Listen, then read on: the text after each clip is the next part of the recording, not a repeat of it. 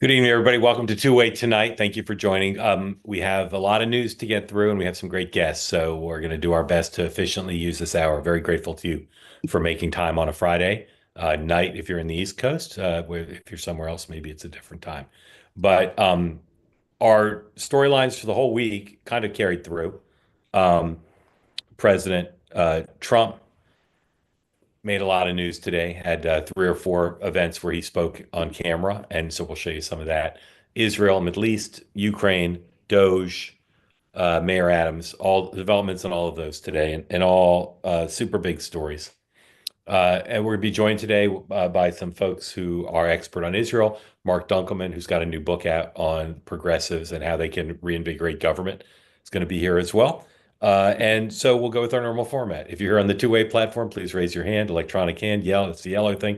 If you want to get in on the conversation, as always, we ask you to extend the presumption of grace of all, peace, love, and understanding. If somebody says something you disagree with, use it as an opportunity to learn and think about another perspective rather than to make me spend all weekend answering emails telling you you're never going to watch the platform again because somebody said something you didn't like. That's for other platforms. On this platform, if somebody says something you don't agree with, learn from it and maybe come in and ask a question, make a counterpoint of view. We're for rigorous debate. We're just not for hate. And if you're watching on YouTube and X, thank you for being part of Two Way. If you're going to write in the chat, same principles. There's just no reason to write smack in the chat. I know there's a lot of smack in the chat because I'm told I don't read it. My life's too short to read the smack in the chat, but we're grateful to you for watching. And now here's the news. Um, Again, so much happened today. As always, I'm not going to tell you about every lawsuit, every rumor of Doge firings, but I'll do a little bit of that. Um, Prime Minister Netanyahu today vowed revenge for what's been going on in Gaza with the return of the bodies of the hostages. There's some reporting tonight that the body of Sherry Beavis, her actual body, as opposed to the one that was sent, horrifying Israelis and the world, shocking the conscience of the world, that her actual body was sent. I haven't seen that verified, but that's what they're saying. Um, President Trump today said that he was not going to be insistent that his plan, widely rejected in the Arab world, embraced by Prime Minister Netanyahu, to turn Gaza into something controlled by the United States, rebuilt by the United States while the Palestinians are moved out. Again, President Trump said he was going to sort of doggedly press for that plan. Okay.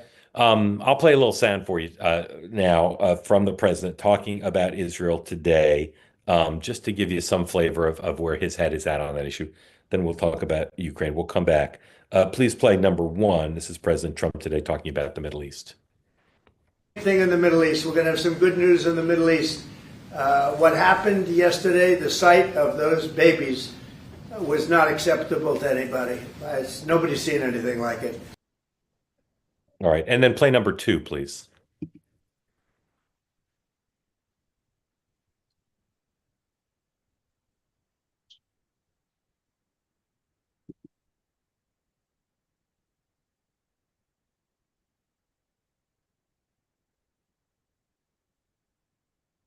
Maybe we don't have number two. Yeah. All right, let me go on. Um, the president also today had some pretty tough words for Ukraine again, as along the lines of what we heard all week, confusing and really bothering both the Ukrainian president, but also some folks in Europe. Again, the heads of France and Britain be in the United States next week on Monday and Thursday, meeting with the president to talk about Ukraine.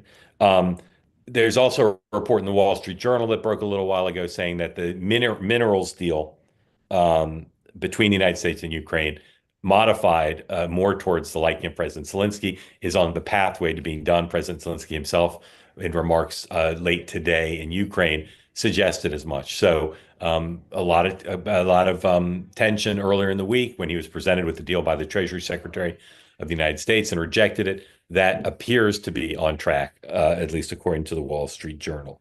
Um, the Pentagon today said that they're going to fire almost 5,500 civilian employees next week in an attempt to eliminate 8% of the civilian workforce. That is causing some consternation. And again, within the Republican Party, disagreement about exactly how to deal with Doge when it comes to parts of the government, like the Pentagon, that conservatives favor and haven't been for cutting necessarily. Um, story in the Washington Post, again, ran just a little while ago about Musk, Elon Musk, and it's based largely on anonymous sources. There's like six top reporters in the byline. And the premise of the story is that a lot of the cabinet secretaries do not like what Elon Musk is doing, at least in part. They don't like him coming into their apartments and without a lot of consultation, making changes or ordering changes. Um, Here's the money quote, a blind quote attributed to one person who spoke on the condition of anonymity to describe private conversations with several incoming secretaries, that's cabinet secretaries or their staffs. Here's the quote. Basically, every cabinet member is sick of him, but nobody feels like they're in a position to do anything about it. People are afraid to cross him, even as he's wreaking havoc on their agencies. There have been lots of Musk stories. There's not been one like this. If you trust the Washington Post and the six reporters, or maybe it's five who wrote the story, this will make some waves even on a Friday night because it does reflect the point of view of some of my sources who haven't allowed me to write very much or say very much about it. But it is a potential watershed. Although I don't know that it will cause Donald Trump to change the support he has given to Musk. All right, a couple other things before we bring our guests in and talk more about first the Middle East and then about progressivism and how they can restore faith in government. I said this morning on the morning meeting that February, when the governors from all over the country, not all of them, but many of them come to Washington to meet, and typically to meet at the White House, that there have been times when governors of one party have confronted the president of the other party, usually in some sort of, I just say this as an objective fact, kind of a grandstanding move to be hosted at the White House and then to get called on and to kind of confront the president, usually over policy. And so I was curious to see what would happen today, whether any of the Democratic governors would confront the president. Instead, what happened was the president confronted a governor. Here is President Trump. This is number four, please. President Trump talking to the governor of Maine about the issue of cutting off federal funding for states that don't comply with the executive order regarding trans athletes in girls or women's sports. Number four, please. CAA has complied immediately, by the way. That's good. But I understand Maine. Is Maine here, the governor of Maine? Well, are you not going to comply with it? I'm complying with state and federal laws. We are the federal law. Well, you better do it. You better do it because you're not going to get any federal funding at all if you don't. And by the way, your population, even though it's somewhat liberal, although I did very well there, your population doesn't want men playing in women's sports. So you better comply because otherwise you're not getting any federal funding. See you in court. Every state, good. I'll see you in court. I look forward to that. That should be a real easy one. And enjoy your life after governor because I don't think you'll be in elected politics. As is true with so much regarding Donald Trump, never seen anything like that. Never seen it. What's funny to me, and funny is not the right word, striking to me, is one of the things about Donald Trump I've experienced and seen is he loves being a great host. He loves being a gracious host. If you're sitting at his table or near his table at Mar-a-Lago, or you're on his airplane, he's got this almost obsessive desire to make sure if you're his guest, you're having a good time. On the other hand, no, not there. That was not particularly gracious, and I'll be curious to see. I'm gonna log on at 11 tonight and see how local Maine TV covered that exchange. All right, a few more things I just want to run through because I really do want to get to our guests and talk about first Israel. President Trump today said that the Postal Service would, in fact, maybe be merged with the Commerce Department, which is something that was kind of denied when it was first reported by the Washington Post, although I think they were denying that it was being done by executive order. I really do think Congress would probably have to act. I don't think he could do that unilaterally. Pam Bondi said that the Jeffrey Epstein's client list is sitting on her desk, quote, right now, and that she may choose to release it in the spirit of transparency.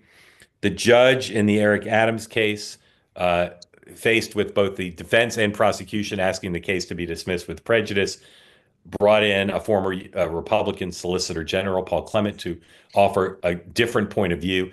She delayed the case and said she might have a hearing in March, or he might have a hearing in March. But for now, this outside lawyer is looking at it. Not super clear what that person's actually doing in terms of what type of recommendation the judge is looking for, but that's put everything on hold. Kash Patel sworn in today in an Oval Office ceremony.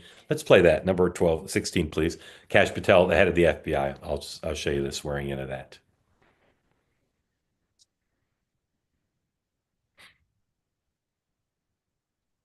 Maybe I won't. All right. While we wait for that to come up or not, you'll tell me if we have it. I also said this morning in the morning meeting that Caroline Leavitt would get a huge ovation at CPAC. I did no reporting. I just know my CPAC audience, and I know how she is now seen by the type of people who go to CPAC. And I was told I wasn't there, unfortunately. I go to CPAC like every 3 years. It's my shift, my rotation around. I was told she did get a very big ovation, and I know we didn't have 16. Do we have 15? Can we play 15?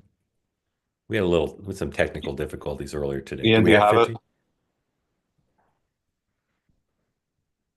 We are on offense. We are on offense every single day, and the president leads from an offensive mindset. We are not going to apologize for cutting waste, fraud, and abuse from our government. We are not going to apologize for mass deporting illegal immigrant criminals who have broken our nation's laws and terrorized our communities. And we are not going to apologize for slashing regulations and undoing the disastrous policies of the previous administration. That's what the president said he was going to do. And that's what the majority of our fellow Americans want. The latest CBS poll, 70% of Americans say that President Trump is delivering on what he said he was going to do. So we're not going to apologize. We're going to keep moving ahead. And we try to bring that approach in our messaging every single day. All right. Again, very big ovation. Lastly, the Associated Press, long expected or somewhat long expected couple of days, is suing 3 Trump administration officials, including Chief of Staff Susie Wiles, over their being barred from covering the White House, being part of the pool in the wake of the White House saying they can't be given their normal coverage access until they agree to call it the Gulf of America. All right. Again, if you want to be in on the conversation, please raise your electronic hand. We're going to talk about Israel and the Middle East now.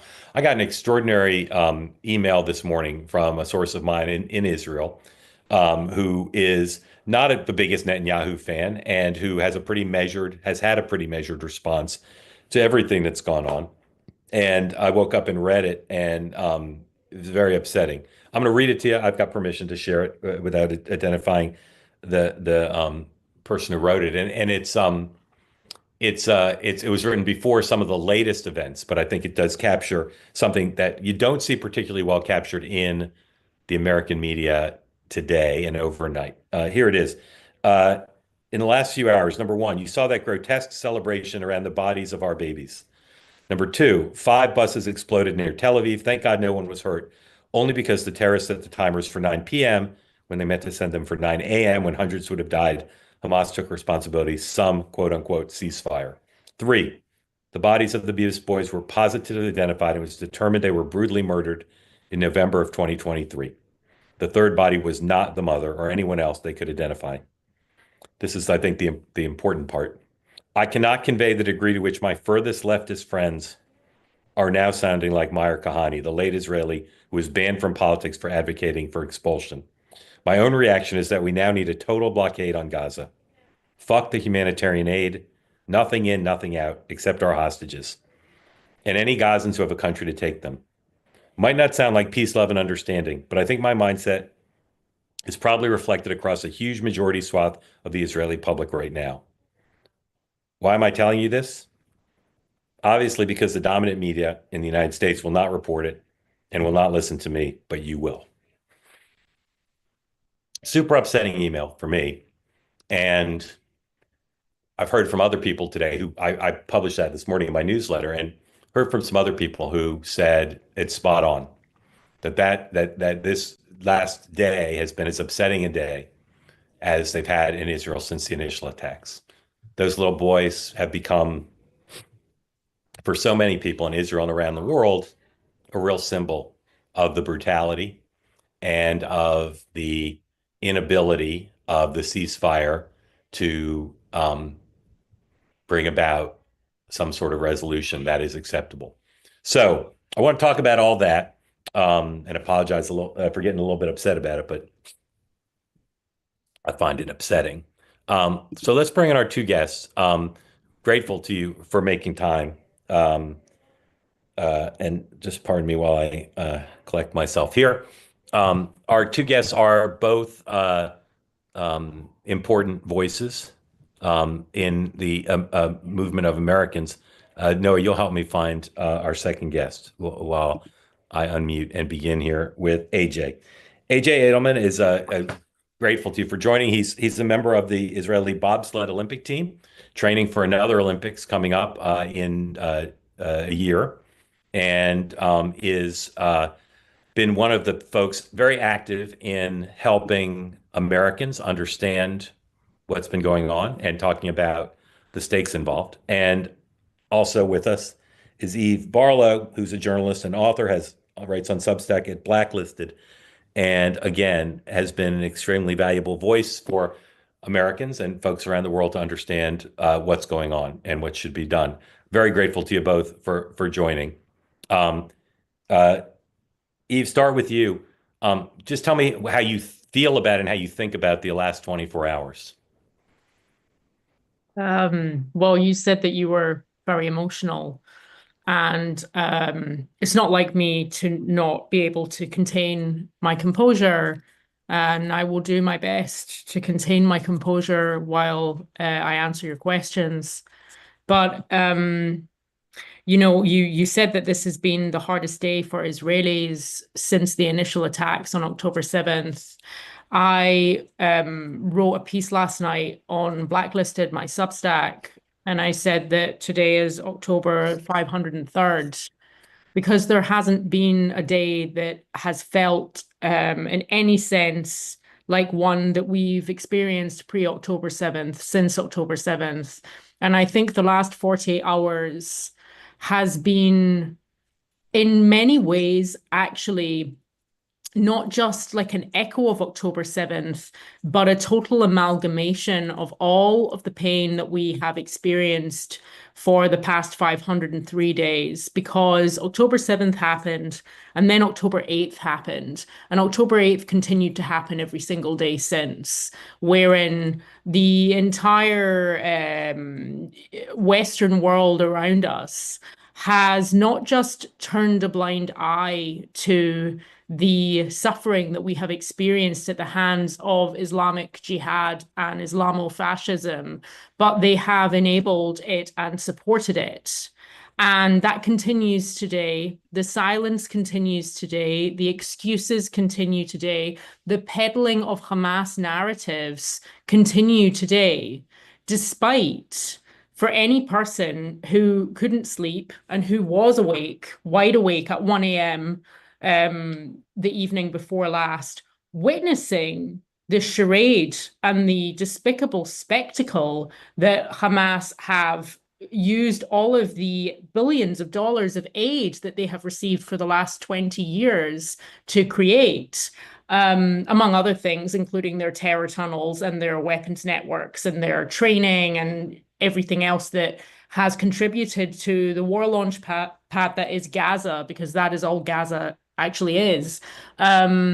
We were awake to witness that. Everyone who has been sympathetic to the jihadist cause, who has enabled it and actively spread it among Western society, among our most elite institutions here in America and parts of Europe, educational institutions, our political institutions, our medical institutions, everywhere has become complicit in this sham and in this charade that Hamas and the Gazan civilians have participated in since October 7th, where they have reversed the victim and the offender of this scenario.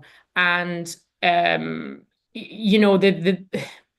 emotions are just the emotions of October 7th. They're the emotions of every day since: the betrayal, the hypocrisy, the idiocy, combined with the sheer arrogance of ignorant people who have no place to speak on this and yet feel as though they have to day in, day out.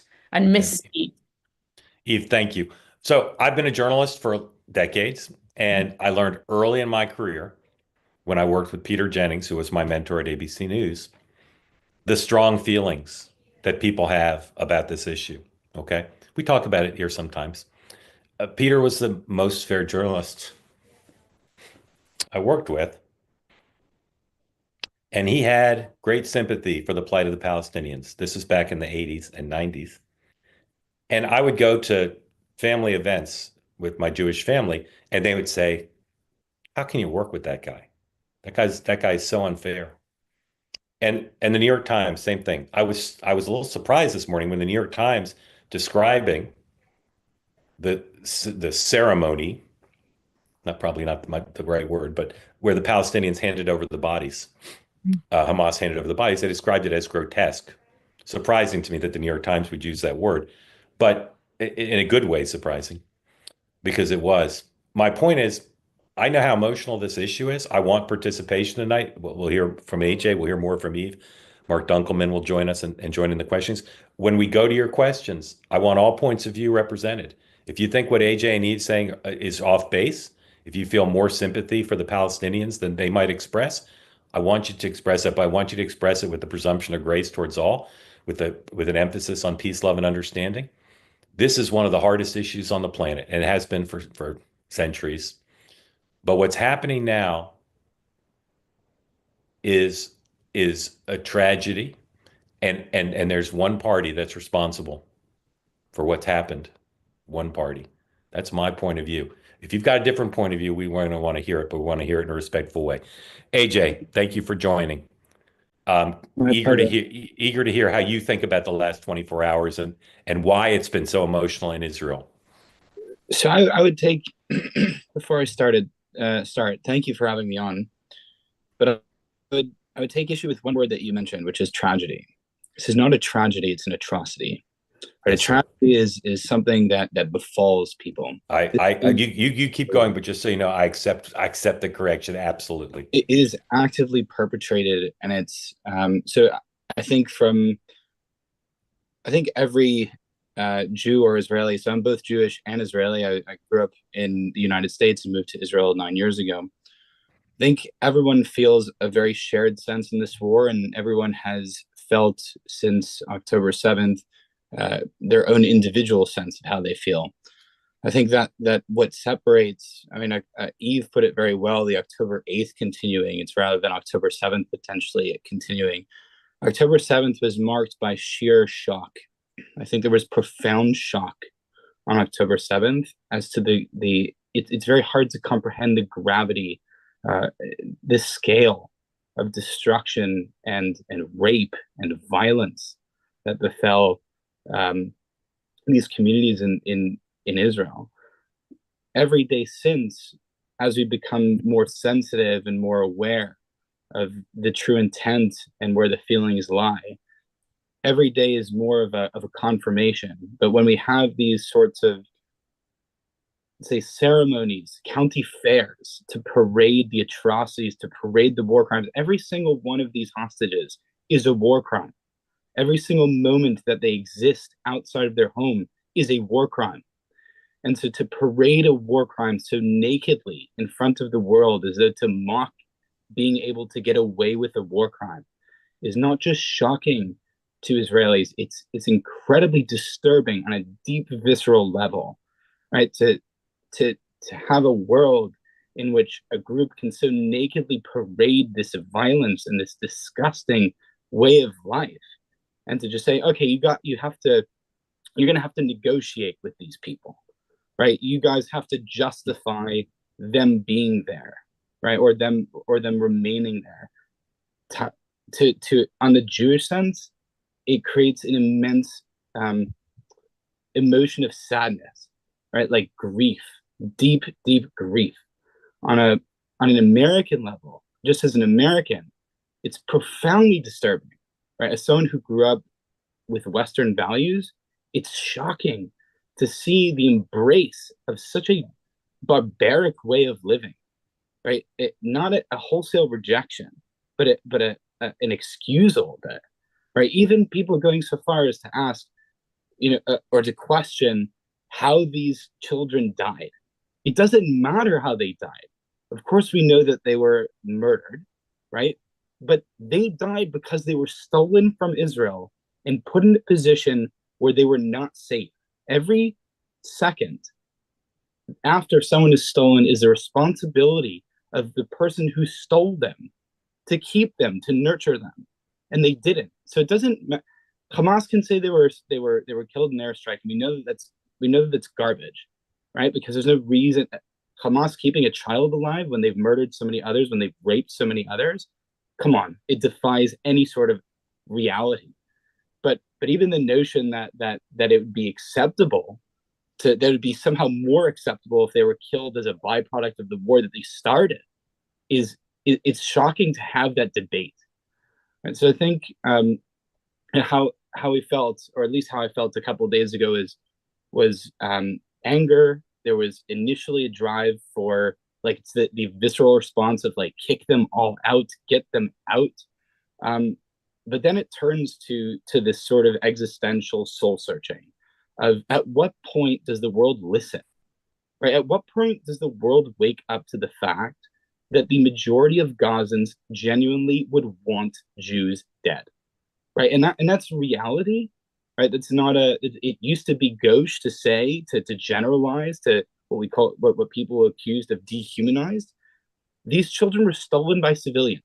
They were handed to brutal murderers by civilians. Civilians, children, danced around their coffins in the town square. It is an unmistakable fact that the majority of Gaza would not mind if Israel was wiped off the map tomorrow, and would support such action. Right? And so at what point, I think that's the feeling mostly today, what you said, that the liberal friends in Israel realize that this peace process, viewing these folks as peace partners, is not reality. It's fantasy land. And it's breaking many people's hearts, because for 60 years, since the invention of the Palestinian movement in the 60s by Arafat, there has been immense outreach to try to solve this problem by giving up land, by expelling Jews from Gaza, by doing everything that we could to try to solve this issue, right? Giving 99% of demands, just not handing over all of Jerusalem. It makes no sense, right? And I think Israel and Jews have really hit, for the most part, a breaking point.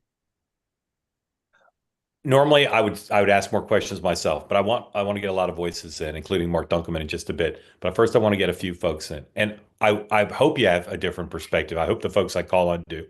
But I'll say again, I want you to be respectful. This platform is not for fighting. Rigorous debate is great, but let's give it a try, okay? And maybe people again, if you've got your hand up, I'm assuming you want to ask a question about Israel and the Middle East. If not, you can put your hand down. Daryl, welcome in. Tell folks who don't know where you are what's on your mind, please. Sorry, unmute again one more time, Daryl. There you go. Go ahead. Yeah, hi. I live outside of Philadelphia. I've been on the show a few times, and I always appreciate you letting me on, Mark. I don't know if you recognize me, but yes, sir. I'm coming at this from a totally different angle than your two guests and yourself, Mark. I'll start by saying, obviously, this whole thing with the children and the Gaza, the Hamas parading them, is very disgusting. Okay, it's not a good thing that they did, and I can understand why Israelis are very upset about it. But when I'm hearing all this, like for the last 2 days, all I can constantly think about is all the children that were butchered in Gaza by the bombs from Israel and the United States. When the war first started after October 7th, almost every day I would go on X in the morning. I'd pull up X, and you know what I would see? Palestinian children split open from bombs, like cattle, like a carcass. Children buried under rubble. Okay, So, Daryl, I get your point. I don't want to cut you off. I want to get a lot of folks in tonight. So you're talking about after October 7th? Is that what you're talking about? That's right. When Israel went into Gaza. Right. Okay. The number of young people. Do you think Israel did that indiscriminately? I do. I do think. I mean, Okay. Okay. you take any look Okay. at Gaza, any Stop. photo of it, and the place is Stop. leveled. Okay. Stop right there. Eve, explain to Daryl what you think about what he's saying. I have a few points to make. I'll try to get through them as quickly as possible. First of all, there is no moral equivalence between what happened on October 7th to the innocent people in Israel who were mutilated, butchered, raped, burned alive, and kidnapped by a terrorist organization, not just a terrorist organization, but Gazan civilians. In fact, the IDF reports that 70% of the people who participated in the October 7th massacre were Gazan civilians. There are a lot of terminology, a lot of words thrown about, words like genocide, words like collective punishment. These words, when used by perpetrators of crimes such as the massacre of October 7th, they are not actually accusations. They are admissions. They accuse Israel of everything that they have done. This also extends to their mass propaganda wing. And unfortunately, I don't know the sources of all of the material that you have witnessed, but I have seen a lot of material on Telegram and on TikTok. TikTok is a disinformation application. I'm not on TikTok, so you can just stop. Okay, right hold there. on, hold on, hold on. A lot of the stuff that is posted on TikTok has been posted on X as well. There is a lot of money and funding from the head of the snake in Qatar and in the Islamic Republic of Iran that produces, with intent, disinformation and mass distributes it. And I am not saying that there has not been bombing in Gaza, because there has been bombing in Gaza. And any loss of innocent civilian life is a tragedy. It is also the responsibility of Hamas, who waged a war on October 7th against the Israelis. And with that said, the IDF have done absolutely everything that they can do beyond any other army in the West to clear areas. Eve, hold on. Eve, hold on. Okay. He's Daryl. laughing, so I'm Yeah, I'm laughing. I'm laughing because Daryl, I'd ask you not to laugh. I know you may be doing it uncontrollably, but Daryl, you're an American. Do you know that the American military killed a lot of Iraqi children yeah, and that was civilians? terrible too. In Okay, fact, that was actually, that's actually yeah. why the Iraq Yeah. War is why I'm against this. Right. So, Daryl, do you think the Israelis went out of their way to kill children or indiscriminately? I think some people did. I think You do. there's a lot What do of you base that on? bloodlust What's your evidence that they, out of bloodlust, I'm using your word, what's your evidence that they killed children on purpose out of bloodlust? Well, my evidence is all the dead children that are there. I mean, there's tens of thousands of innocent Yeah, people. and do you know where those children were located? They were located near Hamas operatives who purposely used the children to create safety, they hoped, or propaganda. The Israelis would not have killed a single child if Hamas didn't force their hand. Not one. That's different than Hamas, which purposely chose to kill Israeli babies. That's the difference. No one's denying. I don't think anyone would deny. I don't think anyone denied that the Israeli military killed Hamas babies. I don't think anyone could deny that that happened. But to say the reason to come on, and again, I say with respect, to come on here and laugh at someone telling you what actually happened. Say what you think. Say again, and then AJ will respond. What do you think Israel did? How would you describe what they did regarding Hamas babies, Palestinian babies? How would you describe what they did? I'm not laughing at the situation. I'm laughing at a frustration because I understand. Can I ask a question, Daryl, actually? Yeah, go ahead. Why have you put the word Israel ahead of your name? Is it because you have no. He's just no. He's just identifying. He's just identifying that he wanted to talk on the topic. That's a convention we have here. AJ, I'd love for you to engage with Daryl after Daryl answers my question, if you wish to, Daryl. How would you describe what Israel did? Did they purposely murder babies? Did they engage in insufficient restraint? How would you describe what they did? Oh, yeah, total insufficient restraint, and I mean, just look at the place; it's leveled, okay. Right. And Okay. now Okay. they want to move Okay. everybody out of there. Okay. Hold on. So AJ, Daryl's right. It's leveled, and he's right that the Israeli military killed civilians and killed babies. So how would you explain to Daryl why they leveled it and killed babies? So first, if I may, Daryl, I understand that you're trying to come from um, a very human perspective on this. All right. So, but I do want to start by saying that you said the war started after October 7th. No, I didn't say that. I'm saying after October 7th, I started seeing Yeah. Palestinian kids He, butchered he was on he was X. answering. I just wanted him to clarify that he's talking about events that occurred after the 7th. Okay. So can we acknowledge that the war was started on October 7th?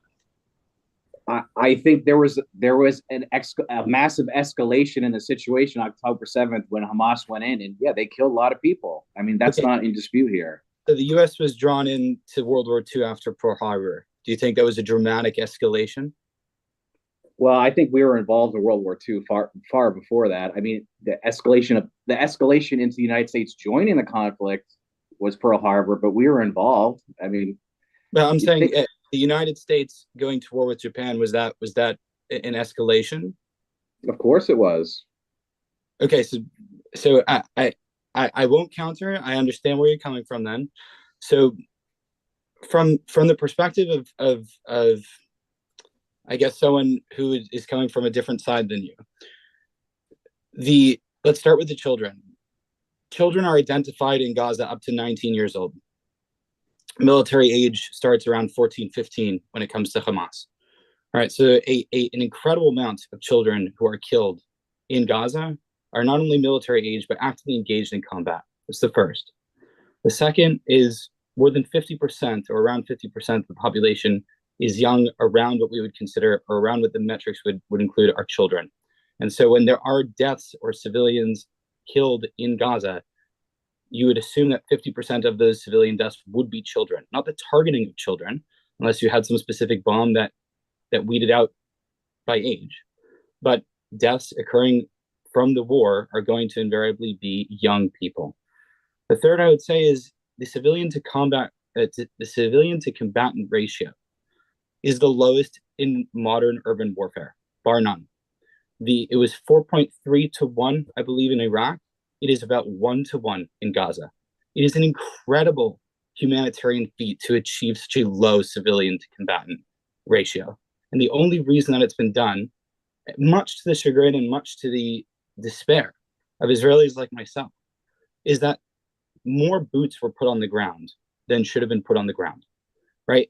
Gaza could have been leveled with very little Israeli IDF deaths if they just decided to indeed drop bombs.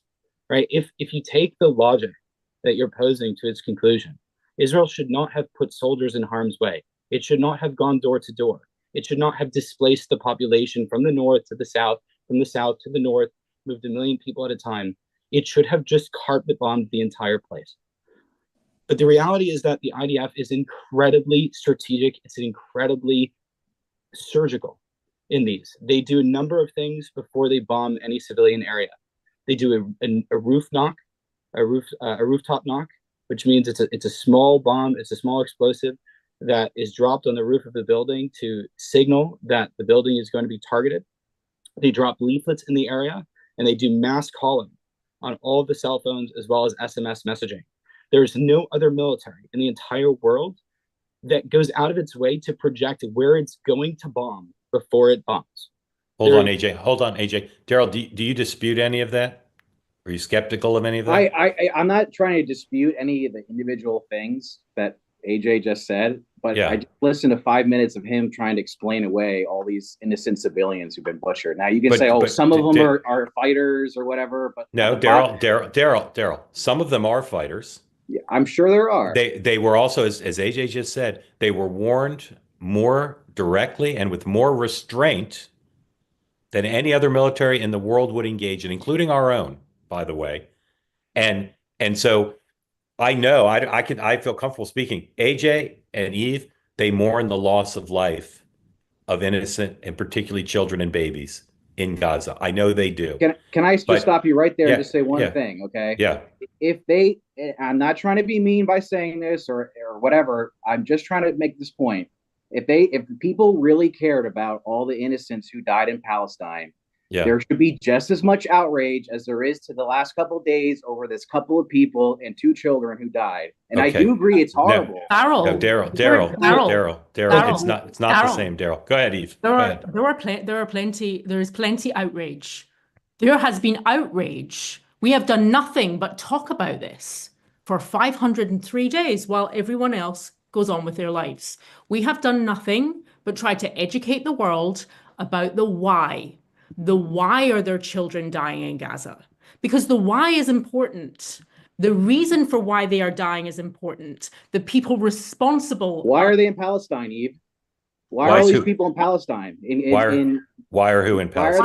Why are they all in Gaza? All right, hold on. I'm gonna call a timeout. I'm gonna call a timeout for everybody.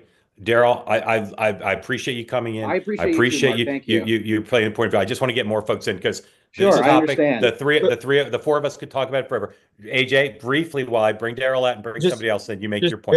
Daryl, thank you. I appreciate you coming in. Thank you, Mark. I appreciate you. Go ahead, AJ. Very briefly, because I think Daryl brings up a very oft-cited rationalization for why the war was started, which is why are they in XYZ place. I think we have to acknowledge that there's a reality in the world, right? And the reality of the world is that Israel exists. And short of ethnically cleansing through murder, from the river to the sea type episode, of ethnically cleansing 9 million Jews or 9 million people in that area, Israel exists.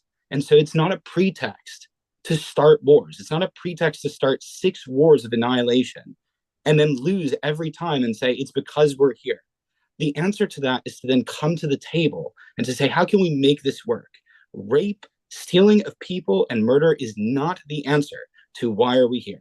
Okay, AJ, thank you. Thank you. Again, I wish I didn't want to cut anybody off, but I do want to get some more voices in. Patty, tell folks who don't know where you are and what's on your mind, please. I'm in Southwest Michigan. I happened to the night of October 7th, my phone somehow woke me up and I turned on BBC because I usually have my phone nearby, as you shouldn't do, but I turned on BBC and watched, I'm sure it was the replays of everything that was happening. And it was obviously horrifying. I can sympathize in a way with Daryl's not having a full perspective, because I don't think the media has given everyone an opportunity to get the full perspective of what has happened. There's been very one-sided reporting, and I've had to search to get the ongoing truth of what's happened in Israel. And I feel like the other very disturbing part of what happened on October 7th is what happened immediately on campuses with all of the uproar for Palestine, that it is too diabolical to not feel like everything was part of an overall plan. Yep. Patty, let me stop you there. Sure. Eve, I'd love for you to comment on that and to the extent you understand it, why have we seen in the fall semester, why have we seen far fewer protests for Palestine, for Palestinians, for Hamas than we did at the beginning of the conflict? Well, at the beginning of the conflict, Patty, you're correct to assume that there is some kind of coordination. This is a global jihad war. And they're very blatant about that. They tell us what their plans are all the time. And they're very open and honest about it, which is why it's baffling that more people don't listen to what they say, because they mean what they say. The infiltration of our academic institutions has been going on since the early 2000s, as far as the Muslim Brotherhood group are concerned. And the reports in recent years of how much Qatari funding has gone into our top elite institutions is rather staggering and needs to be assessed by everyone on this Zoom and many more people. I can tell you that groups like Students for Justice in Palestine who exist nationwide in this country are directly funded and are issuing documents to their students and the students who sign up for SJP chapters. They issue them documents that explain to them how to run an encampment, how to deal with police interference, how to make weapons out of everyday items that they can get their hands on so that they can defend such encampments.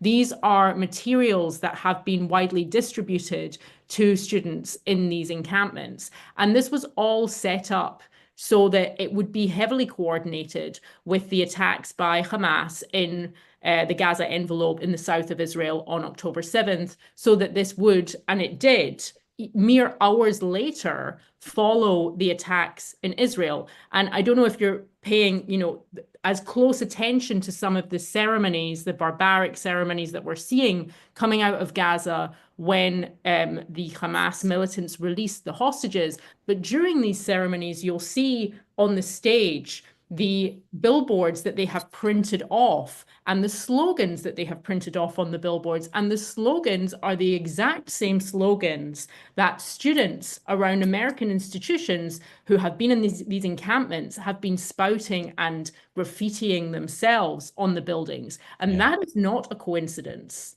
That is not. All right, Eve, thank you. Patty, thank you. Appreciate it. Okay. Very grateful to you. Jason, welcome in. Tell folks who don't know where you are, what's on your mind, please. Thank you, Mark. I'm in Cape Girardeau, Missouri. So good to be back with you. And thank you for everyone that's taken the time to engage in just something that is very, very difficult as humans to engage in. And once again, this is a format that I think is healthy, just to have that dialogue. But one of the perspectives kind of was talked on by the first caller. As I understand it, Palestine exists because the Egypts don't want them.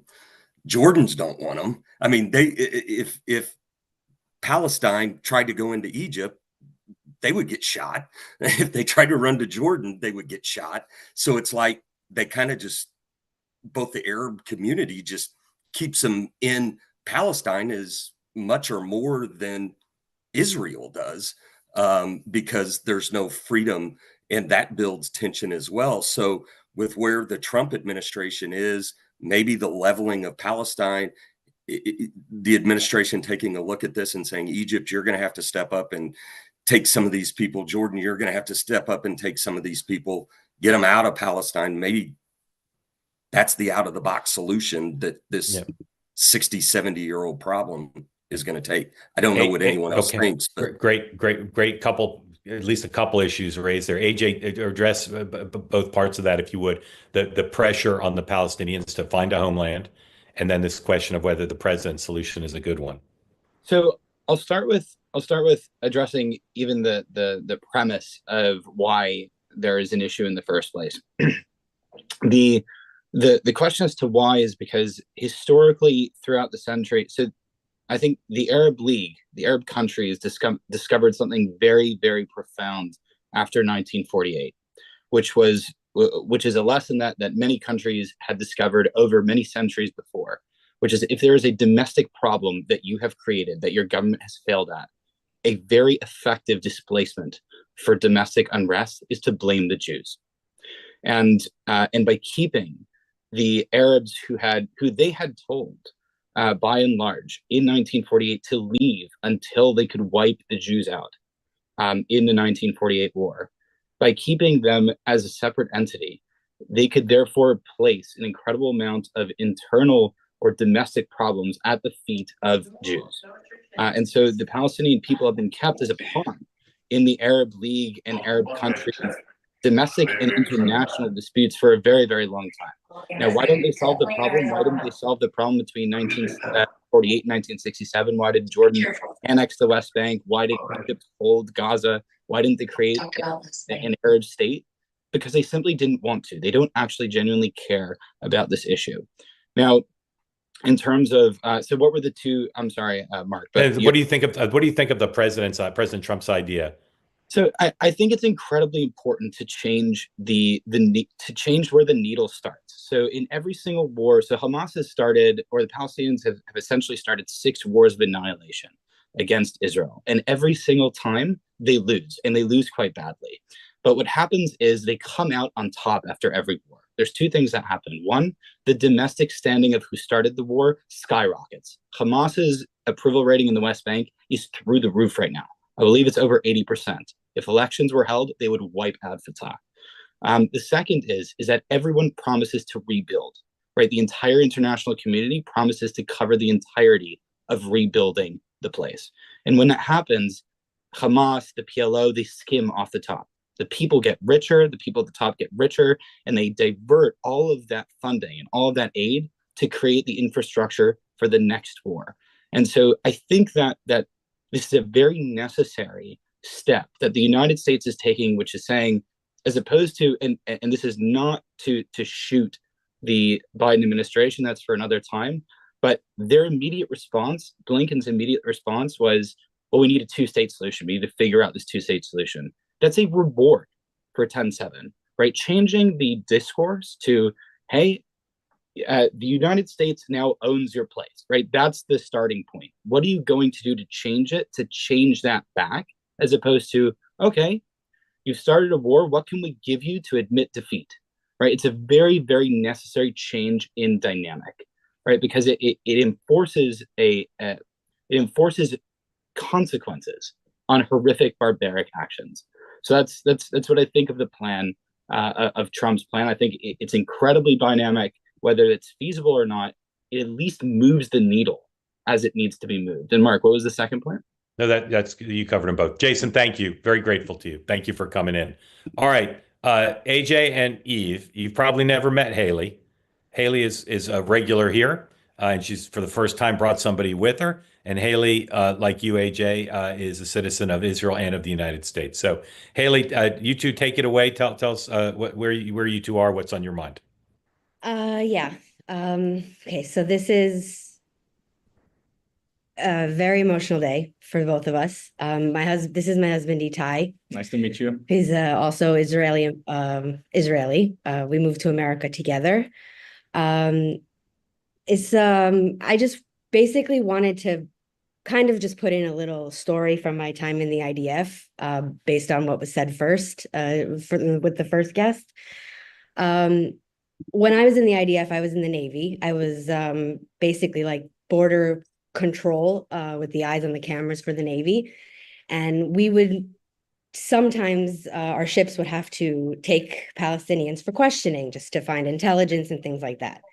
So every time that the Palestinians that were brought in for questioning were brought to the Israeli base, they would be so excited that they were being picked up by Israelis and not by Egyptians, that they would ask to stay with us in the base. Like, people don't understand the dynamics between the actual Israelis and Palestinians on the ground. And obviously after October 7th, the animosity there is like through the roof. But if you look at the videos of the IDF in Gaza, you will see how much they were actually trying to help the citizens. And like AJ said before, with the moving of millions of citizens from north to south to north to south, no army has ever had to do something like that. No army has done something like that when it's taking care of their citizens. I just wanted to ask what this is going to do for the next part of the deal. That's where I am an Israeli who's way more critical of Bibi's government than the normal American Jew, I would say, here. So I'm very worried with the next part of the deal. I want everybody back. I have been crying over Ariel and Kfir this entire day. It's been a very, very tough day for us. So I'm just worried about what's going to happen with Part B. Yeah. And yeah. Okay, good question. Eve, what do you think happens next? The Prime Minister is under pressure to respond. Will the rest of the deal go forward, or are we now back to square one? Thank you for joining. And Eve, I love you. I just want to know. I follow your work all the time. Just have to say that. Thank you both, and thank you both for being here on a difficult day. You know, I think a lot of us understand that this is a I am sorry to use an expletive, but this is a morally fucked war, because the two objectives of the war for Israel are kind of incompatible with each other: eradicate Hamas and get all of the hostages home. And these are both moral incentives of Israel post October 7th. And how do we manage to accomplish both? I think that when this deal was made, I was horrified by this deal. I was very vocally horrified by the deal. I was horrified by the idea of having to exchange thousands of murderers for our innocent people. And I was very worried about the vulnerable position that it put Israeli citizens in now, and quite frankly, Jews around the diaspora also.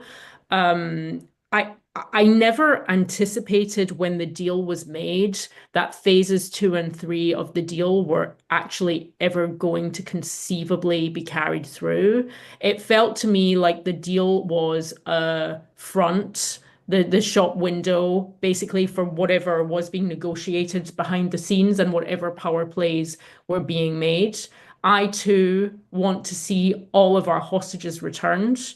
After the last 48 hours, I don't know what can be done to teach the world that Hamas cannot continue to get away with their psychotic, savage games while we also wait for them to show their hands to give us our hostages back. We should never have been put in this position. I blame the international community. I blame the United Nations. I blame every international democratic leader who has so far failed Israel and the Jewish people. I honestly, I cannot see. I take the example from yesterday. Shiri Bibas, we thought we were receiving her body in a casket. They put her photograph on a casket, and instead they have such lack of morality, of care for their own people, that they took a random Palestinian woman and they put her in the casket instead. The only reason Hamas is able to continue to do these foul acts is because they are getting away with it, because the world continues to let them. So I don't think phases 2 and 3 of this deal can go ahead, because Hamas cannot have any more leverage to continue doing what they are currently doing. It's horrifying. I don't know what's going to happen next. I know that Trump essentially gave Israel the green light to go ahead and do whatever it wants.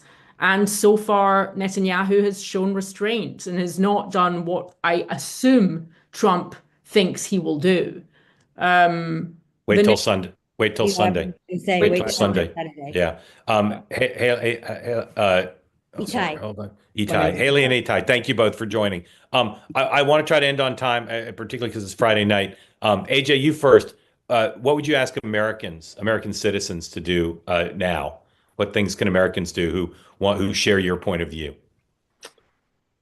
I think there's two things. The first is to root yourself in a firm position, right? It's really important. I think that most Americans, they don't have time for this. They want to put food on the table for their family, right? They have other priorities, as well they should, right? Your number one priority is to provide for your family, and you don't need to be versed in every single conflict, right? But the imperative, the moral imperative, is if you're going to be involved, if you care, if you do want to be involved, it's to take a firm stance that's rooted in your morals, right? So I morally believe that people who start a war and steal people and rape and openly parade children in caskets, morally it's repugnant and they need to be stamped out. The second is to actually raise some bit of a voice. I don't think everyone needs to go out and be rah-rah and voice their political opinions. I think that's not anything that I would force on someone. But historically, the way Jews have been hurt is by being silenced, right? And so standing firmly with conviction with the Jewish people or with Israel on this one is quite important, because what was asked in one of the previous questions was what changed since the fall and now, right? And what changed was, in my opinion, is that there are potentially consequences to the actions, right? There are potentially consequences to being unmasked, right? They all parade around in masks. People lose their masks. They get deported potentially if they're on a visa, right? The only reason that came about is because people found their voice, right? And necessarily potentially because Donald Trump came into office. Now they're tracking down funds and there's actual repercussions to it, right? Raise your voice, be vocal about it if you can, but be firm, like understand the issues and be firm and project that. Eve, if you could be on a call tonight with Prime Minister Netanyahu and President Trump, and they'd say, Eve, what should we do? What would you tell them they should do? That's a call I don't want to have to make. Yeah. As I said, this is a very morally conflicting situation. You can say it again if you want. But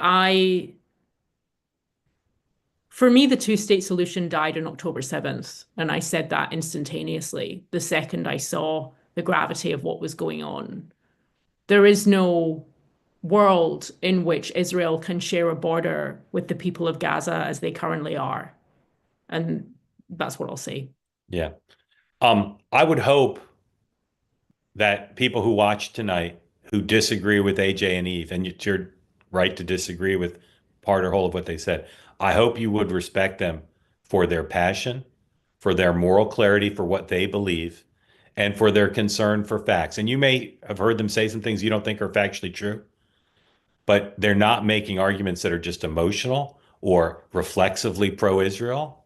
They're making arguments based on humanity, moral clarity, and facts. And that's what this debate needs. And I'd urge you, if you disagree with them on this platform and anywhere else you talk about this, bring facts, bring history, bring an understanding of humanity. Because you cannot look at the faces of those two little boys and say that that's Israel's fault. You cannot. I'm really grateful to everybody who asked questions, and AJ and Eve, I'm so grateful to you both. I hope you'll come back. And again, you can follow Eve on Substack. AJ, where is your content if people want to know what you're thinking day to day? I regurgitate my random thoughts generally through Instagram and X. You'll find me if you just search for AJ. Yeah. Okay. So Instagram and X. And Eve, where are you besides Substack? Yeah, I'm in the same location. Instagram and X. Okay. Again, I couldn't be more grateful you two for making time. Mark Dunkelman was on and watched the first few minutes and said, maybe I should come back another time because this conversation is timely and emotional. So Mark Dunkelman, who again, it's a great book, and I look forward to talking to him and to you all about it, and we'll do that soon. But he was graceful enough to say we should give this whole hour to this topic, and particularly to our two great guests here again who brought their expertise and clarity. Thank you both. We may come back this weekend if there is a special report to do, so you'll get a notification about that. But otherwise, 3 2-ways on Monday, 9 a.m. Sean, Dan, and I, the morning meeting. Megan with her second show, Megan McCain at 5 p.m. Megan McCain's Happy Hour, and then I'll be back with this program 6 o'clock on Monday night. I couldn't be more grateful to y'all. For those of you who don't like to see me showing emotion, I apologize. I'm really affected by the last 24 hours, and not just that email I read and those little boys, but this is a horrible thing to have happened to a country that's gone through days and days, weeks, months and months of just a lot of emotional stress. And I think this unfortunately tipped people back to a place of pretty profound sadness. In light of that, or in spite of that, I should say, I hope everybody has a great and safe weekend. And unless we see you over the weekend, we'll see you Monday morning at 9 a.m. And again, AJ and Eve, thank you both for being so generous with your time.